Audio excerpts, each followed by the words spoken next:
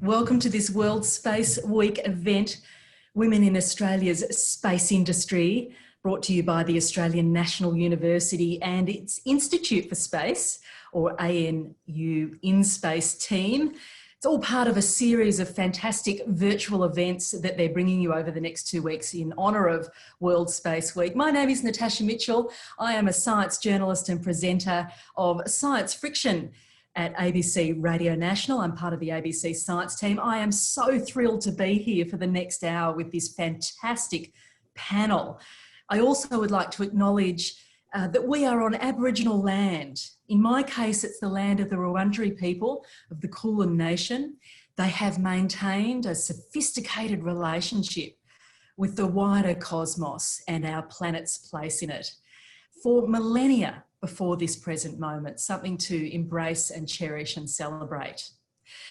ANU InSpace, your hosts for this event, it's all about research, innovation and collaboration focused on, as the team describes it, supercharging Australia's space capability. It brings together leaders in research and space. Now that means people in all sorts of roles, in all sorts of professions, as many of you who are joining us now for this special Zoom event know all too well if you're part of the space industry. It means people in roles like the legal profession, in business, in science, yes, in engineering, in policy, in security, in government. We all need all hands on deck for a space industry. And we especially need women, and more women at that, because less than a fifth of Australia's workers qualified in science and technology disciplines are women, less than a fifth. It's a mighty fifth, but we want to see more of you. The rapidly growing space industry in Australia needs and wants more women driving the agenda. Now, why would that be? Well, my feeling is that because science and technology needs to serve all people. And so therefore we need all people involved in making it happen. We need people with diverse perspectives. We need people with different experiences of life. So joining us to discuss how we can make all this happen and what it's been like for them, they're bright shining stars in their careers, 4 women leading the way, and we are looking forward to your questions in this event too. So in the last third of the hour, we want to come to your questions, but if you could get them posting right away as things come to mind, we really want to hear from you. So just post them in the Q&A function of the Zoom. So we have joining us Professor Anna Moore. She's Director of ANU InSpace, as well as Director of the Advanced Instrumentation and Technology Centre, which is home of the National Space Test Facility at ANU Mount Stromlo Observatory. She came to ANU after a distinguished research career, which continues, I might add, but she was at Caltech for many years and other astronomy institutes around the world. Great to have you with us and hosting us. Aude Vignal is the Executive Director of Program and Capability of the Australian Space Agency. Now, they've been around for 2 years and they're kicking a punch. So she's involved in many roles, but predominantly scoping and managing the agency's space programs. Huge role domestically and internationally. Great to have you, Aude. We have Flavia Tata Nadi, began her career at the European Space Agency as a propulsion test engineer. She co-founded Fleet, one way or another. She came to Australia. She co-founded Fleet. They're a space company based in South Australia. They founded 5 years ago, and in 2018, they launched Australia's first 4 commercial nano satellites, with more to come. And we also have Michelle Gilmore. She's Director of Communications at Gilmore Space Technologies, also an Australian space company, developing hybrid rockets that will launch small satellites to space. 2022 is a big date for them. And she came to setting up helping set up a rocket company via banking, as you do, as a Senior Vice President of a global bank in Asia. So fantastic. Let's give them a warm welcome. We can't hear you clapping, but I know you're out there. But I reckon we should clap because we had a Nobel laureate overnight in the space industry, in astronomy. Andrea Ghez from UCLA won the Nobel Prize for Physics, number 4 in the number of women who have won a Nobel Prize. Let's give her a cheer. Woo! Hey. Well done. I was reflecting on something that she said, and I was curious to start with these comments from her and get your reflections on them. Andrea said in an interview overnight, I've had a chance to think about, and I should just point out that Andrea was involved in key black hole research. And you can all talk about more on that as we go. But she said last night, I've had a chance to think about the question of diversity. And one of the things that I think can be an asset is not being part of the majority. It gives you an opportunity to do something new, that's new and different. It's often hard to do things that are different. And if you're already different, well, you have that opportunity, as long as you have the confidence to do the things that are indeed different. So I'm curious, based on your own careers, and she's speaking, I guess, as a woman in astronomy, whether that resonates with you. Anna? Yeah, thank you. So I'd like to acknowledge the Ngunnawal people. I'm here in Canberra. So I know Andrea very well. She's a good friend. I'm also an astronomer by trade, and she's just an amazing person. And no, I think those comments do resonate. I think there are negatives to go with it. Unfortunately, I think you know, you've got to be a lot tougher and harder when you're a minority in something. You know, you just got to keep going. But I do like her take on that, and I like her take on the fact that, you know, you can, when you are a minority, when you are different that way, you can sort of look at things a little bit differently, I suppose, and keep going with it and having the strength to be able to keep pushing it. And she did just win a Nobel Prize, so I think she's got the luxury to be able to say that and mean it, and show that she believes in that. So yeah. A quick story I have about Andrea, though, is that when I went for my faculty interview, my first one, I was 5 months pregnant and a little nervous, and she, it was a predominantly male sort of department, and she came up to me and fixed my collar. My collar was all wonky before the interview, and she came up, she fixed my collar. And it was a really sweet thing to do, and I never forgot it. This is years ago now, and I never forgot it. So she's not just a brilliant person on the outside and what she's achieved, she's also an amazing person on the inside too. That's a beautiful moment to relay. But we might come back to that point about going for a faculty position when you're 5 months pregnant. I've heard many other women scientists talk about that experience and the sorts of conversations they end up catapulting into. And also that point that you made about just keep going. I'm interested in that too, in those moments and where you've got to just keep going. Ord, what about you and your reflections on Andrea, our Nobel laureate's comments? I like the diversity comment, and I'm coming from the old space where really there was not a lot of women around, which is such a change being in Australia, in the Australian Space Agency, where there is so many women around, and it's so refreshing. But back then, yes, you have to push more, you have to prove more, so you have to be resilient, that's for sure. But there was one thing that I noticed is people remember you more and they know who you are more. And that sometimes can be useful when you have a point to make and something to push across. And so it's not all negative. There are sometimes some advantage. Now it's my accent that makes people remember me. So there's always something different. But diversity is key in everything we do.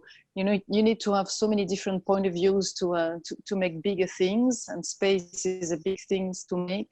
And the more diverse people we have working together, the bigger things we can achieve. So it's not only being a woman, it's being different in general. Diversity needs to be cultivated, definitely. And diversity in every way, diversity of accent, of language, of life experience, of economic background, of education background. I mean, gender is only one part of this diversity conversation, isn't it? Absolutely.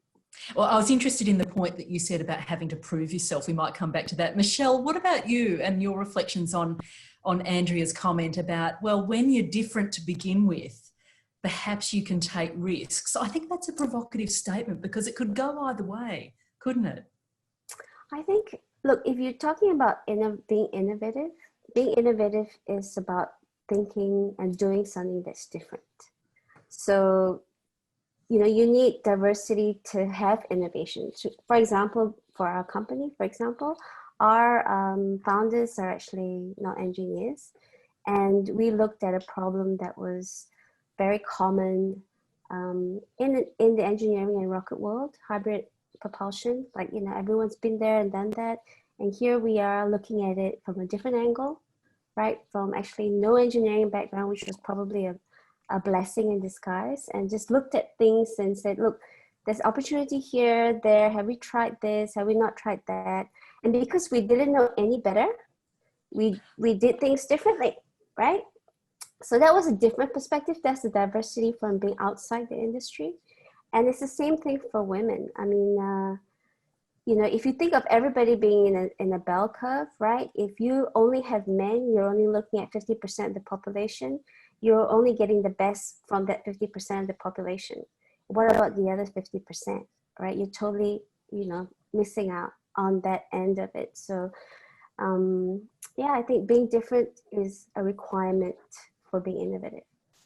I'm curious, before I come to you, Flavia, what was it that pulled you then, as a group of people with no engineering background, into setting up a rocket making startup? Do you mean Flavia? Michelle. No, Michelle. Say that again. I thought you were speaking to Flavia. Well, what I'm curious that you had no engineering background, and all of you who were setting up the business Right. to invent rocket launchers basically had no engineering background. What was the pull? Well, I was not the founder of the company. My husband, Adam, that's how I ended up here. Adam is the founder, and he doesn't believe that he can't do anything. He believes he can do anything. So he looked at the problem and he did some research, and it was as simple as, why haven't we tried that? I'm going to try that. And when it worked, he was like, well, I'm onto something and no one's doing this. Why can't I do this? And we just put our money into it. I mean, we were fortunate enough to be able to do that. We developed the idea, and then when it kind of took off, literally, we just committed to it. That's simple as it is, actually. But something was ignited in you too, so to speak. So many puns about rockets. But anyway. Flavia, what about you and your reflection on Andrea's thoughts about being different in a field where there aren't many other women? You know, in my case, it's not just about space. It's also about being a founder of a startup. In our world, there are different levels in which women are not involved. Like founder of a startup is very rare to be a woman, and the numbers are pretty low. Then you got founders of a tech startup, and then you go space tech startup. So it's just the chance of every woman just decrease in every of the sectors. I know few founders and CEO of space tech startups around the world. They're getting more, but I can probably count them on my two hands. So we're talking about like 10 people, 7 around the world. It is a tiny number. And it's very fascinating. 10 women or 10 people? 10 women. 10 women. There's a co-founder and CEO of Space Tech Startup. It's tiny. Wow. Okay. Yeah. What I always and you know loved, every single one of them. Of course, like, you know, just like it's us. But there was one statistics that I always love, and this is like, because I agree with everything that the other says, and it's fantastic. But if you look at the numbers of founders of startups, okay, the numbers of women is low. It's like low, 20% or even less, probably less. But what I always found fascinating is that women that actually do co-found companies and startups, those startups have got a bigger chance to make it. So the studies actually say that startups led by women and founded by women have got bigger chance to make it. That I found fascinating. Okay. Wow. And now, I've been what's at the heart of that, do you think? Yeah, listen, I've been reflecting on it for years, and I don't think I do have an answer. I actually think it comes, and I'm going to be a little bit politically correct, so, you know, stay with me. I think it comes from the fact that it's very similar when you run a company to the concept of who applies when you put a vacancy out, who applies for a vacancy, when you got a position. Women just do things when they feel very prepared. And men do it anyway, even if they're not capable of, okay? And it's just an instinct that I don't know, like we just want to be perfect in the things we do. I notice when I hire people at Fleet, you know, you got vacancies and then people don't apply because women wants to meet all the criteria. It's in our spirit to actually have it, we want to have it prepared. But this is something you've noticed this when you advertise for jobs at Fleet Space Technologies, you notice. Oh, that's huge. And actually I think it's the same concept, a large scale for a startup, you know, co-founder. You know, when I start realizing that women do not apply as much, I decrease the way you write, I change the way you write vacancies. So you keep them very broad, not specific, so you attract more women. So it's fascinating, and more women start to apply. So if you look at startup worldwide, those are successful because I think the women, you know, they need to go through, can I do it? Well, I'm well equipped, you know, there's all this like trade-off preparation. But when they do the jump, they know what they're gonna do and they're gonna make it happen. That is so interesting. Yes. What do you think, Aude? Have you seen stuff similar? You know, I can see Anna shaking her head as well. And I'm the same. When you see an ad, you're like, oh, this is not for me. I'm not able to do this. That's the first thing that comes to our mind. When, male colleague would say, I'm going to go for this, even if I'm not qualified. And at the end of the day, what do you risk in going to an interview until you have a choice to make if you have the job or not? But our first reaction is always, am I really qualified to do this? And we have to stop having this attitude of thinking, this is probably not for me. This is probably the biggest barrier we have, women. And I've seen Flavia, what you said, people changing the way they are putting ads because they are words that are scaring women. And if they remove this word and choose another one, much more women are applying. So it is really something. Can we fight this? I don't know, but we have to accept that, you know, I think you can throw yourself in there.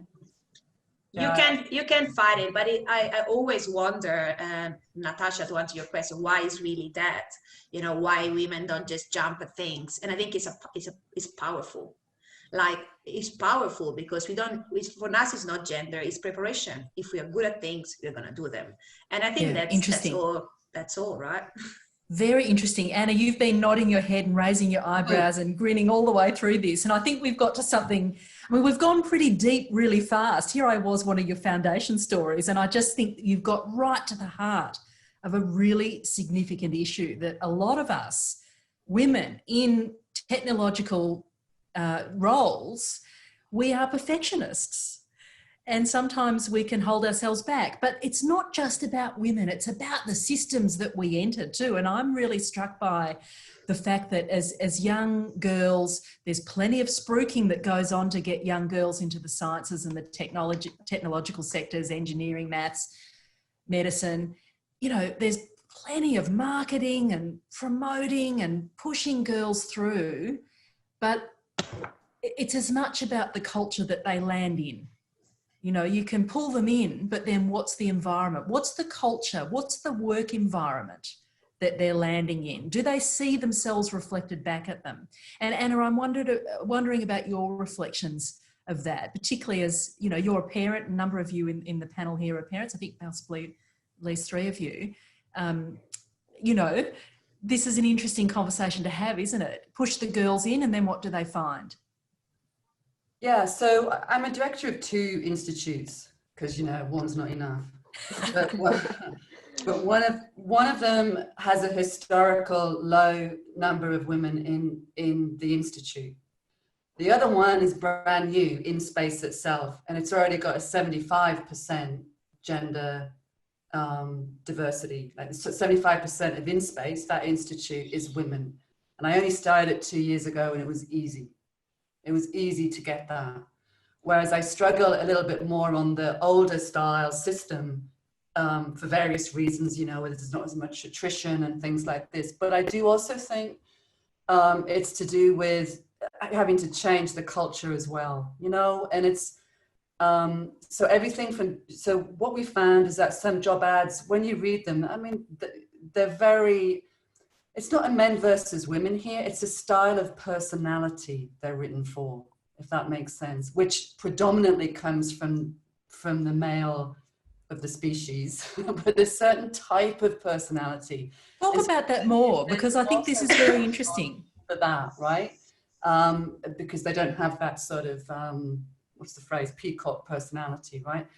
And then another thing for a lot of women as well is that if they don't feel they're going to be taken seriously, so a comment I had of a few women that I reached out to, they often felt that where they were the token person in the round, they didn't want to be that. They wanted to be taken very seriously because it takes a lot of effort. They weren't going to throw something in without really preparing it. And that takes a lot of effort. They're busy people and they've got families and jobs and things like this. And it takes a lot of effort to apply for a job. And so I think with InSpace, because we got the chance to start from scratch, it meant that when people came and looked at our brochures and came to see what we do, and they saw 75% of, not by, I didn't set out to do 75%, by the way, I set out to do 50-50, but they realized actually from the start, this is for them. And so it just built on itself. It was quite remarkable how quickly that went. But it's, yeah, it's a fascinating area of how do we not only get girls, women, more diversity, not just gender, of course, into our workplace, because we all need it, but how do we do that and how do we keep them there? Yeah, and how do we keep them there? So let's explore that a little bit. And I also want to talk about girls and science subjects as well. But keeping women in the workplace, it's not often about the women. It's about the flexibility of the work culture. And my sense is that it affects men just as it affects women, but men have never been allowed to talk about this stuff. And women are making these conversations happen. So, Michelle, I'm interested in your reflections on what it is you think that drives women out of an industry, a technological industry like the space industry. You know, they may have, picked the right subjects at school, they may have done the relevant degree, and then they get into the work environment. What are some of the barriers to progression? Well, first of all, are they jobs? So there's a lot of people being pushed into STEM degrees, but personally, I don't think there are that many STEM jobs available at the end of it, unless you want to be in research or academia, or be a teacher. I mean, or you want to work in a mining company or a brewery or somebody that use for an engineer, for example.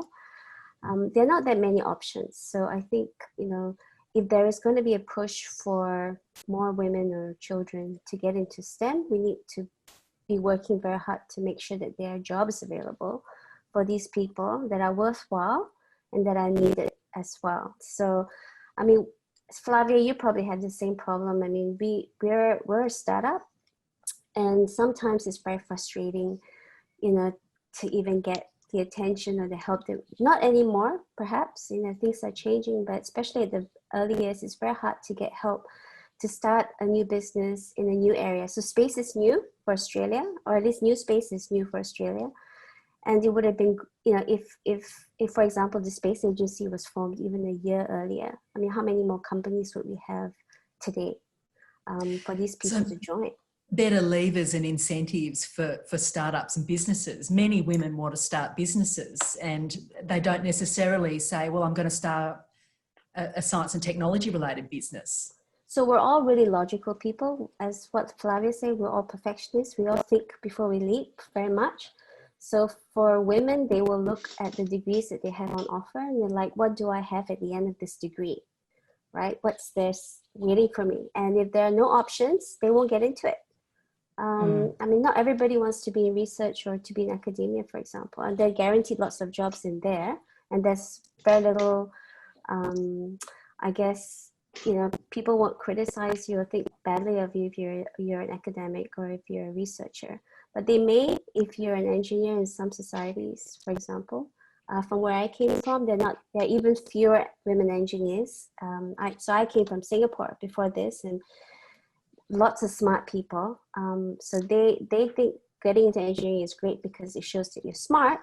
But on the other hand, it's also not a job that a mother would be able to do. So it's very different. Australia doesn't seem to have that problem, actually. I don't think there's a problem for women getting into STEM. I think it's just whether they can get a STEM job at the end of it. That's a very interesting point you make, although I was aware of an observation that you've made, that some of the extended family support networks in cultures across Southeast Asia might actually enable women, when they have 100%. children, to kick on into leadership roles because they've got that extended family support that perhaps they don't have in a country like Australia, for example. So I definitely do feel that. When I came here, there's no help. I mean, my family, I left them back in I mean, I have family here too, but the support structure there is a lot better. They have childcare, very good childcare, and it's subsidized by the government. This is Singapore. It's not a welfare country, right? But they do provide that kind of a subsidy because they recognize that women, if they want to work, you need to be able to support them. I think that is the single biggest thing. I'm not saying anything that's political. I'm not telling the government what to do, but I'm just saying from my experience and observation, if you have childcare, then you'll have more women working. You can drop a big fat hint to the government. That's okay. But I wonder, Natasha, if it was something that I've been thinking very profoundly, Michelle, and that maybe next year when fleet race again, I would like to build a childcare in the company. Yes. Okay, of course. That's so at the moment, yeah, of course. So at the moment, and this is, you know what is interesting though, that the motherhood presence in a family is nowadays not less or more than a father presence in a family. I mean, like, awfully. Okay, so you have to have the same rules. Like, I've got a team and most of them are new dads, so what do? Like, dads are really present. They must be present with their family as well, so the same rules apply. So I know we're talking about women, but I've got heaps of employees that need to pick up the kids and drop them off and be with them with school holidays. And when we are on school holidays here at Fleet, we got kids, like everyone brings their kids, it's like a crash. You know, we put Netflix at the entrance, it's like, you know, it's, what do we do? Okay, and yeah, this is this notion that traditionally STEM, science, technology, engineering, maths workplaces have assumed that parenting was a woman's role. This is not the situation in the 21st century. And, you know, and nowadays we got kids, like yesterday, my daughters were here, you know, my 4-year-old, I haven't seen her for 8 hours. She spent 7 hours in the manufacturing team. And I don't even know what she did. Okay. And it turns out she built something amazing. So, I mean, the reality is that this is possible. Like, it's possible. And maybe it's easier in a startup.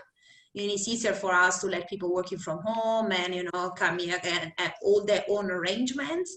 But I think with COVID, a lot changed, you know, and people are working from home and they demonstrate they can do it.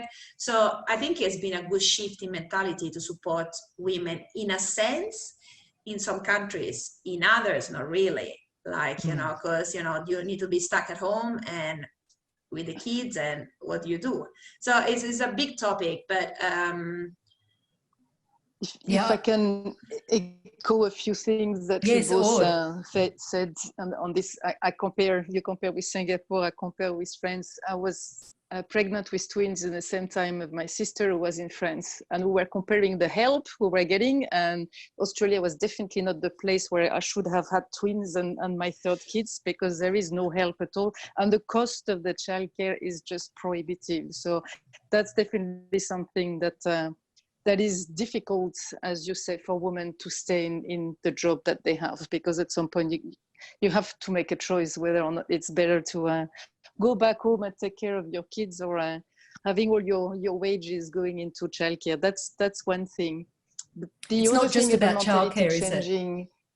No, I have to say, I mean, I don't know, Michelle, but I know Anna, Flavia, and myself, we are very lucky to have partners or husbands who are helping a lot, and that's something that needs to be recognized. That I don't think personally I would be doing what I'm doing if my partner was not helping and sharing the load. And I always grew up like this. It was never I was never told this is a man job or this is a woman job. It was later on that I realized, oh, okay, I'm the childbearer. What does that mean for my career? What does that mean for what's coming next? So I was really not prepared for this. So the other thing about attracting women into STEM is often you can see that there are more women or young girls graduating STEM.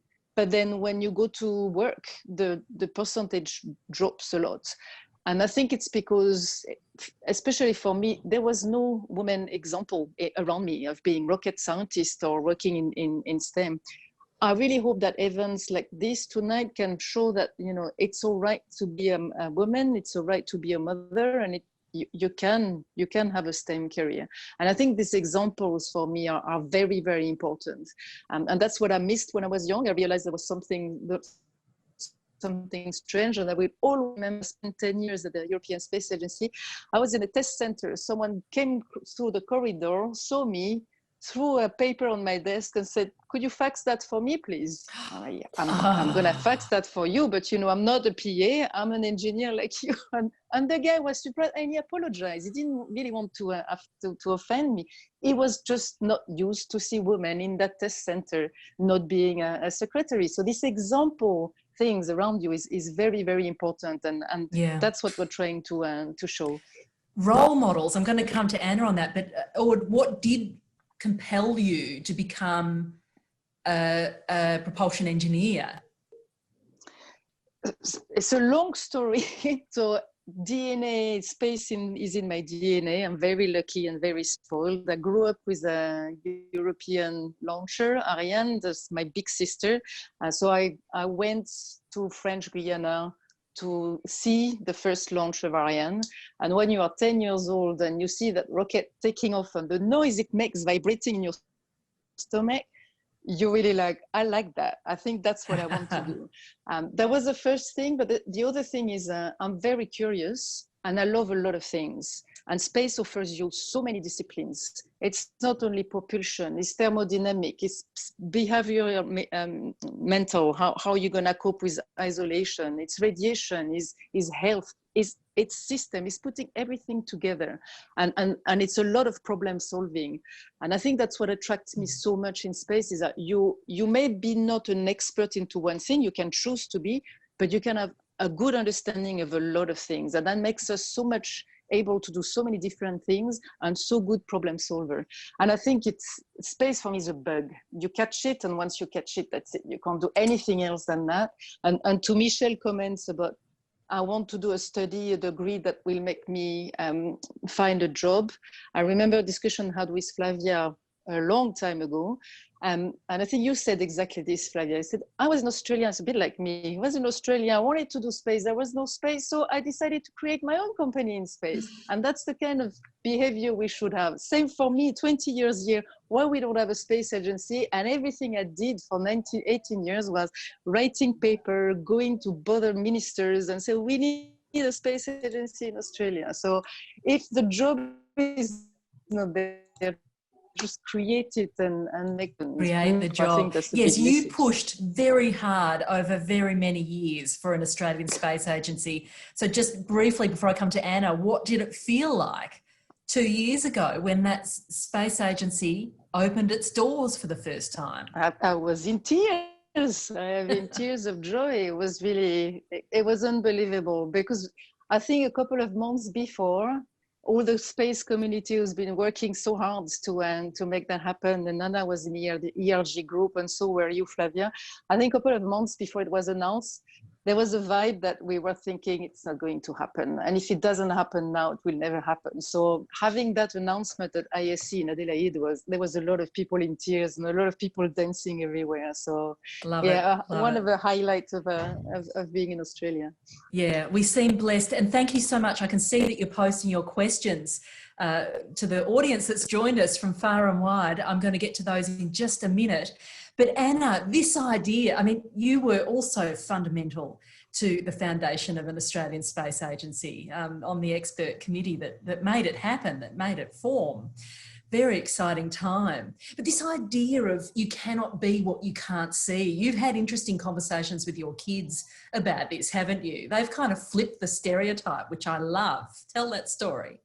Yeah, so there was a show recently about the space industry. I was on, there were a few other people on, and Adam was on, Adam Gilmore. I think I knew everyone on the show, which was pretty cool. But it was quite, I'm not going to mention the show, but you know what I'm talking about. It was quite male orientated, I have to say. And but I didn't say anything, and it was literally 10 minutes into it, and I have two daughters and a son, they're 11, 8 and 7, but all three of them immediately said, "Where are all the women?" And they weren't saying it because they were trying to be critical or trying to be nasty. They just genuinely didn't understand where they were, which I took as kind of like a really good thing.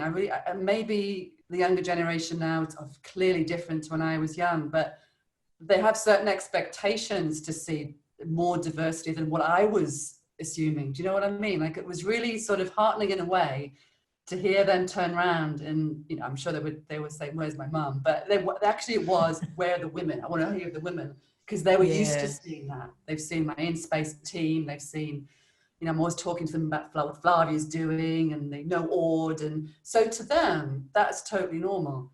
And so to see something one-sided, they picked it out and they said it, and I didn't say anything at all. So that gave me, love that. It made me feel good. Gives me a hope. Michelle. You go, Michelle. Yeah, I was going to say the space industry in Australia is actually quite well represented by on the women's side. I mean, you say women in STEM. I think women in space probably doing a lot better than 17%. We got the minister for space. It's a woman. Space agency head's a woman. Lots of the space agency people are women. Everybody in Flavia's, no, I'm just kidding. Flavia's got really good. We have 25%. I mean, I think that's a little bit above average, but still pretty poor. And 75% with Anna. I mean, we're doing pretty well. And you actually have really good role models overseas as well. I mean, Glenn Shotwell is obviously on the rocket side, really inspirational. I reckon that's partly because the Australian Space Agency, I mean, as you pointed out, the space industry has been evolving over a number of years in Australia, but the Space Agency itself is very new. And in a sense, we're building a kind of newish space industry here, kind of in a different era. It's in an era where women have been their passions have been ignited about space, maybe in a different way to the kind of old school, you know, rocket to the moon era, you know, in the 60s and 70s, which was kind of coming out of the Cold War or through the Cold War. There was a whole different sort of culture there, America and Russia's industries. Australia's sort of building it afresh. Yeah, that's right. It's in a way it's interesting to start a space agency now and not 20 years later, because we don't have all this legacy. And you know, sometimes NASA tells us we're lucky, and like, how am I lucky with a billionth of your budget? How is that being lucky? But I say they have to feed the mouths of thousands and thousands of industry, where we need to create the industry. And it's even more than that. There is a lot of successful industry here that can also apply to space, and they even don't know this. We are doing exactly this with this supply chain program, trying to find the hidden gems in the manufacturing story in Australia, and to see how we can export that to space. And we're finding some very, very good stories there. But to your question, space today is, you don't need government backing, you don't need government program, you can do your space industry and your space project yourself. The costs are more affordable. You still need a lot of support from the government, because some people are looking at SpaceX as, you know, you can now doing everything private. He got $3 billion of contract from NASA, so you still need that money there. But we can do things quicker. It's more accessible. You can test and fail faster, and testing your products faster. And that's a real revolution in space. So when you have an idea, being a woman or not a woman, in space, you have the opportunity to test it and to see how you're gonna go there. And that's a big revolution. I want to come to some questions, and we've got some rippers, so I'm just going to wade right in for the last 20 minutes that we've got together. So we have Stephanie, who's asked, I've been a software engineer for 20 plus years. I have experience in the banking and retail industry. Currently, I'm doing a master's in IT and I want to do my thesis in the space area as I want to work in the industry. I so agree with what you were saying, Flavia. My question is, how am I going to be capable enough to work in the space industry? And I'm just going to add to that another question from Elizabeth, who has said, do you ever face imposter syndrome? So Flavia and others might want to respond to those two questions. So regarding the first one, was Stephanie. Stephanie, in my company, Fleet, I've hired 45 people so far, and I actually think that 25 of them are software engineers, and not space engineers, and not rocket scientists. They are software engineers. There is the very interesting things that is happening. I mean, I'm building a constellation of small satellite to serve industries. It's all about software. So the interesting things that the space industry is going through a change, and it's not just the old school anyway. Even in the way they're doing rockets at Gilmore, it is different. Fleet is all about software. So if just yesterday there was a software engineer that left, Fleet has got a vacancy on software engineering. As long as you know how to do software, you're in. You know, so just describe what you're doing with Fleet, because you're building essentially a satellite communication system, aren't you? We are building a satellite communication system. What's interesting is that so it's for industrial IoT, so it's for devices in industry. So now the software revolution that happened in the software.com boom is actually now shifting into space. So we're actually using space very much to support downstream applications. So we do industrial IoT. So we help agriculture, mining, energy to connect devices, okay? And we build constellation satellites, we build radios, we build ground station for the only sole purpose to provide customer with an app. You know, where data is, and they can check in the app and they can make things happen. So it's a software game. So Stephanie's skills are very relevant. And Michelle, I noticed that Stephanie said that she'd been working in the banking industry, and I'm wondering, I mean, in a different role, but I wonder how your skills from running a bank have translated across to setting up a rocket launching startup. So I'm in charge of marketing and communications. So I wouldn't say that, you know, being able to write well or speak well or present or do nice PowerPoint presentations or whatever it is the domain of one industry. It's basically a very transferable skill that you can use anywhere. If you look at our company, we've got 55 people, 10 of them are not engineers at all or fabricators. So they're HR, they're admin, they're legal people, they're marketing. You know, our head of safety is a lady, our head of documentation is a lady. So these are roles that are nothing to do with being an engineer or a scientist, but very much into space, right? I think that is definitely an area where women can come into the space industry a lot more, just in terms of statistics, the numbers of women available in those roles, if that's something that we want to look at. Yeah, I mean, you got to be comfortable communicating with people. You got to be comfortable with numbers. I mean, if you're going to be talking to investors, you have to be able to talk their lingo, and you know that's very useful to have a banking degree in some respect. But I mean, personally, I've never really been limited by, I've never felt limited by the degree that I had. Yeah. So I don't think anyone else should. But having said that, you do need to demonstrate your skill and commitment to the industry that you want to get into. You can't just say, I want to get in, I've got this degree. Even if you're the best engineer, if you're not a good fit to the company, you're still not going to get in. So it's actually, they look at more than just your qualifications. Doing your homework. And that relates to a question from Pamela as well. Thanks, Pamela, for posting this one. And do keep posting your questions. We've got another 15 minutes, so plenty of time to get into the reads with you for our wonderful panel of 4 women in the space industry. But Pamela asks, what advice would you give to someone who wants to join in the space industry development? Where in Australia, where do you start? So it's what you've indicated is that if you've got the passion and you can demonstrate that, and you also come with multiple disciplines, there are different ways in. But I like this question of imposter syndrome. Elizabeth Deloitte asked, have you ever felt, or do you ever face imposter syndrome? This strange feeling we have that somehow we don't belong where we are. Even the most accomplished leaders in industries say this to me, and it's mainly women that say it, not men, which is a curious thing. I think it cuts to that perfectionist streak that a lot of us have. Any thoughts from anyone can pick that up?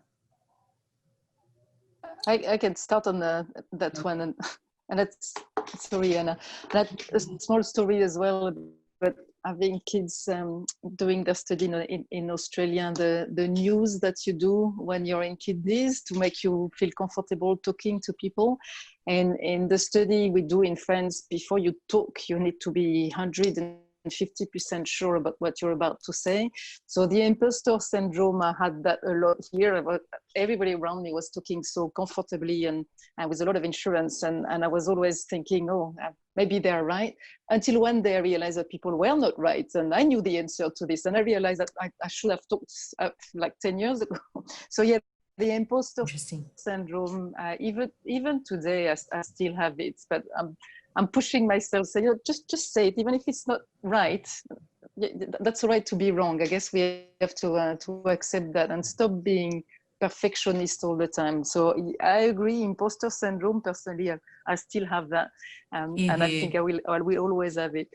I think there's something about imposter syndrome that's also means you have a degree of humility, which can sometimes be really useful in listening to other people's perspectives rather than just railroading in with your own views. Hey, I want to bring in Kaylee's question. She's a Year 12 student at Sydney, really keen in space exploration. So far, I'm planning to study aerospace engineering at UNSW or aeronautical engineering with a major in space engineering at the University of Sydney. Can you guys give me some advice? I might say, can you girls give me some advice, please? Tips, careers, paths, advice. How can I get into a space exploration career? Any thoughts from any of our panelists for Kaylee Lee, a Year 12 student in Sydney? Well, Kaylee, it's something I can tell you from the bottom of my soul, okay? Independently of what you're gonna do, just study and earn what you know. You have to know what you know. Like, we are talking about female, but what we should talk about is people that own their knowledge. So I studied aerospace engineering and space engineering. I was a professional basketball player and I love going out and party, but I studied. Okay, I studied and I learned. And if you're gonna go down this path via engineering, the advice that I can give you in the next 5 years is very important. Don't forget to have fun, but just study, just love what you're doing, because once you're out, this is the beautiful thing. Once you're out, you can do it all. And by the time, one of the big things that I want to tell you is that when a fleet we hire someone, the only things that we ask to everyone is a new graduate, a person that has got 25 years experience. We ask them, what is the coolest things that you've built? What is the coolest stuff in your private life that you have done? Okay, this is a question for a salesperson, engineer, or an HR manager. It doesn't matter, you know, because space is an industry full of dreamers, full of active, full of doers. Do stuff during the next 5 years. Don't just study, also do stuff, build stuff. You know, just build things. I remember I interviewed this person one day and I said to him, what's the coolest things that you have done? And he said to me, you know, I really don't like to bring a purse. So I have built an IoT system that can open my door automatically. And I've got everything automatic in my garage. And I thought that was super cool, and it's been hard. You know, so That's It's the as much thing. about what you do in your degree, isn't it? It's all the other things that you do, and they might not be making things. I mean, I know when I did engineering, a lot of the old school male lecturers would go, well, what machines have you built? And none of the boys in the classes had built machines either, but we all had a real passion for technology and the kind of interesting problems that it presented to us. But it's as much about the things that you try, isn't it? The passions that try you have. things, but at the end of the day, own what you know, no matter what it is. Like, this is not a game of like very shy people or like that don't want to study. If you know what you know, you're a good operator, you're a professional person, you know how to write software, you will be hired.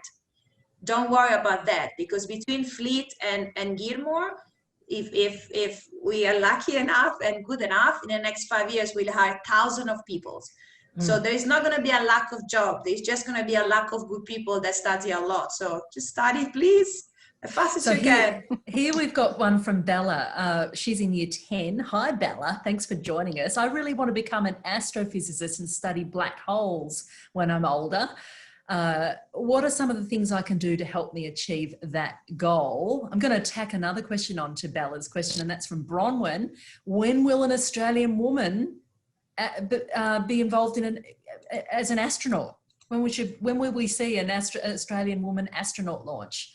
So yes, Bella or Bronwyn, who'd like to pick up those? Maybe Anna, you can pick up the one as an astronomer yourself. Sure. Look, was that Bella? That's Bella, isn't it? Hi, Bella. So that's awesome. So I'll give you my email. Out there. I study black holes too and other things, and so you know, to do astronomy, you have to have a passion about it. You clearly do. It's good to follow the maths and physics as well, and you know, make sure that you really enjoy that, and that's really what you want to do. But most astronomers, you know, especially those that study black holes, and we just heard that one got a Nobel Prize last night. You know, we're just genuinely, utterly passionate about what we do. So if that's what you want to do, and that really stimulates you and excites you, you know, just keep hard on studying. As I said, send me an email, and we'll talk about it then. Right, and to find your email, just Google Anna Moore at ANU, and you'll find it. It'll come up. So she'd love to hear from you. Yeah. We're getting great questions and comments. What was the other question I asked? Let me just check. When will there be an astronaut? Woman. I'm going to make a political answer. We are working on it. Yay! That's all I can say. Is it you? I'm Australian now, I'm just saying, like, I'm officially Australian now. There is a long queue and there will be a selection. So work hard, as you said, Flavia, work hard. And as long as you're passionate about what you're doing, you will be fine. Yeah, but okay, so given that you're working on it, for all of those watching on, and there are 80 of you, thank you so much. How do they get in the queue? I can't say more on all that, or I will be in trouble. Damn. Where is the queue? It's coming. I want to join the queue. I want to get into the queue. Penelope has written just a comment. I find it so inspiring hearing from these amazing women leaders in the Space Agency. Thank you for your stories, persistence and optimism. Yes. We've also got, I thought this one was really interesting. And Ebony writes, I absolutely love Flavia's insight into recruiting women. Very relatable. Now, she also writes, on diversity, the space industry feels often very closed off to those who are not engineers. Do you believe there's a fundamental lack of appreciation for creating value for new space companies through other disciplines? Now, we've kind of addressed that, haven't we? So I think we probably can move on, but I think that's a point that you've all made. I think also there's one more point is really where we are as a company. So if the industry is full of startups and startups are cash strapped, then they are only going to hire the people that they absolutely need first. So if you're building a satellite, then you need somebody who can build a satellite as a priority of who you will hire first. It's only when you get to a certain size or critical mass, that's when you look at, you know, other roles that are not as critical. So for myself, I did 10 different jobs before I kind of settled on communications, for example. And that's because that's how it is with a startup, right? That's the fun of a there's not startup, enough, right? yeah, just not enough. I mean, once, as what Flavia said, there are thousands of jobs out there, you will have the opportunity. And just to quickly convey, what's happening in 2022 with Gilmore Space? We'll be looking up into the sky, and there'll be an Ares rocket, and it's going to be traveling through the atmosphere, and it's going to be delivering one of Flavia's satellites into orbit. Right, Flavia? Absolutely. And possibly one from Odd as well. And powered by sensors and stuff from Anna's shop. So there you go. Because of course Flavia's involved in developing nanosatellites and the networks that connect them, and you're involved in developing rockets that will launch these satellites up to orbit. Yeah, it's actually a fantastic ecosystem that we're developing here. It's very end-to-end, it's comprehensive. We have really nice people in the industry, which is very helpful, I think, for a startup. One. So, Abby's written, obviously we're right to provide examples, opportunities, encouragement for girls and women into STEM careers. However, at the moment we have a lot of women already in non-STEM professions who want to work in space, and space needs governance and law and chaplaincy and commerce and other arts professions to function, never mind health and psychology that are sciences, lest we forget. How we prioritise upskilling current female professionals to understand space environments and operations without taking away from the women in STEM focus. It's an interesting one, isn't it, Anna? It is, but I think look, we're needing those professions now. I mean, my institute is half science, half humanities, because we need that, to do the national projects that we're doing, the bushfire satellite mitigation projects, the deep space communication projects, the technology that can change the world. But do we understand it? Do we understand what it's going to do? Have we asked the right questions? It's those kind of things that the humanities mission specialists, that we call them in our institute, that's what they bring to the table. And without that discussion, we just wouldn't be as big, we wouldn't be thinking as big as what we are. So I think this is not something that will happen. It's already happening. And we're already looking as a nation, focusing on, look, what's the broader range of skills that we need to satisfy Australia's space industry in the future. And it's not anything close to 80% STEM at all. STEM's obviously important, but it's much, much broader than that. So please don't feel forgotten. We do need you. And I don't think there is one job on Earth that doesn't have an application in space. Anything people are doing today has an application in space. It's just as simple as this. So whatever you do, if you are passionate about space, there will be a job for you in space. There is absolutely no doubt about this. So we've only got a couple more minutes left. I'm going to try and just squeeze in a couple more related questions because they are pouring in. Thank you so much, people. What a great event. It's so inspiring in the best way. We overuse that word, but I genuinely find this conversation inspiring, which is fantastic. What a way to celebrate World Space Week. Madeline has written, do you think that the pandemic has humanised businesses' approach of work-life balance, as a lot of men are currently working from home as well, and this has shifted the attitudes perhaps related to that? Roshni has written, how do you think we can unite to take tangible steps to combat the systemic barriers to inclusion of women in STEM industries? COVID-19 has helped level the flexible work playing field, but what else can we do? And what else can women leaders at all career levels do to help create this change in their own organisations? Related to that, another one from Roshni, Melinda Gates' book, The Moment of Lift, offers some great insights around how women can support each other more in the workplace. How can women support other women more effectively in STEM careers and STEM industries? And I would add, how do you get women encouraging men to support other women in these industries too?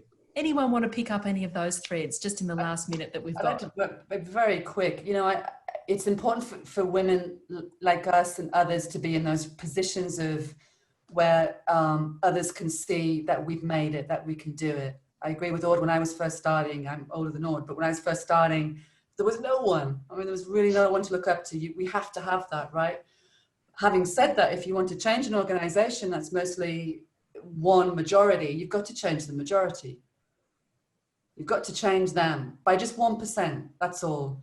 So it's not just about women affecting women, or one culture affecting one culture that's a minority. It's about making sure that the empathy and the messaging is getting across the majority as well. Because most of the time, if you are a majority, most of us are white on this call, for example, you don't see, you don't even see the issues. So you have to step up and say, I do understand the issues. I empathize with that, and I'm going to change what I do, and I'm going to look out for that. And those tiny little things that mean nothing to us, well, they do mean something to someone who faces it every day. And you I can think make a that's profound difference. And Any that's other thoughts? Change 101 is awareness first, and then you have action. Without awareness, there can be no action. Yeah. And awareness starts with asking the right questions of people around you, doesn't it? And listening. It can be confronting. It can be confronting because nobody really intends to discriminate. It's just, they're just continuing as they are. But sometimes you just need to be a little bit uncomfortable for change. And you talk about imposters. I think all startups are imposters, right? Flavia was an imposter. What made you think you could, launch satellite? You're a woman, blah, blah. So it's really how you take it. I mean, I'd be proud if I was called an imposter.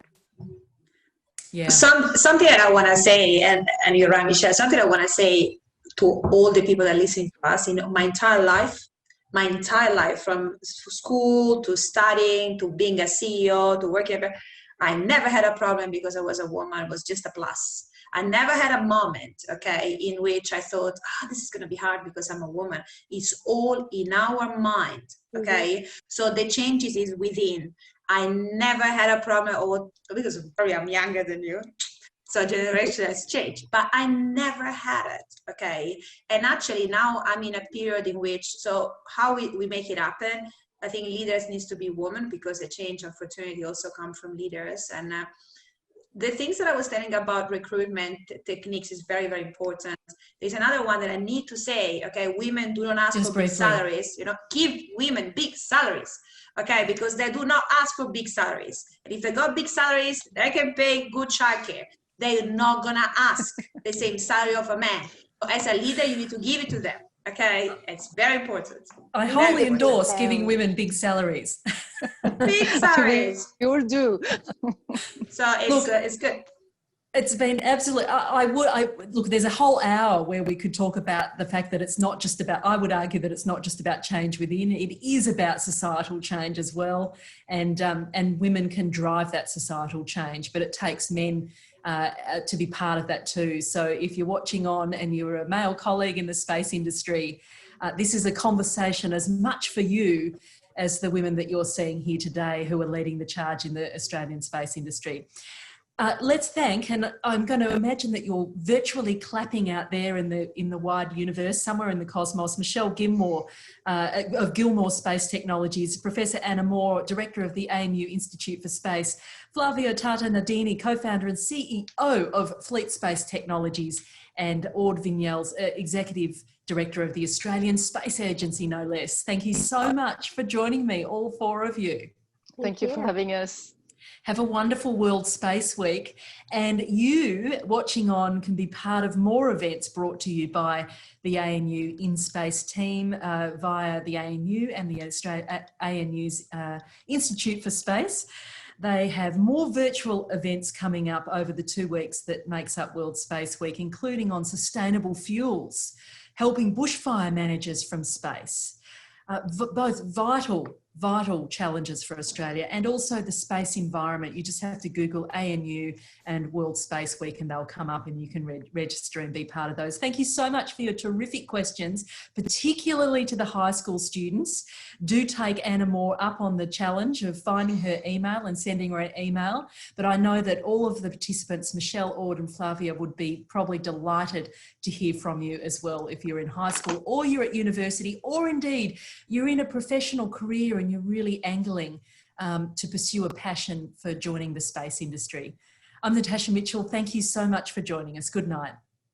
Thank you.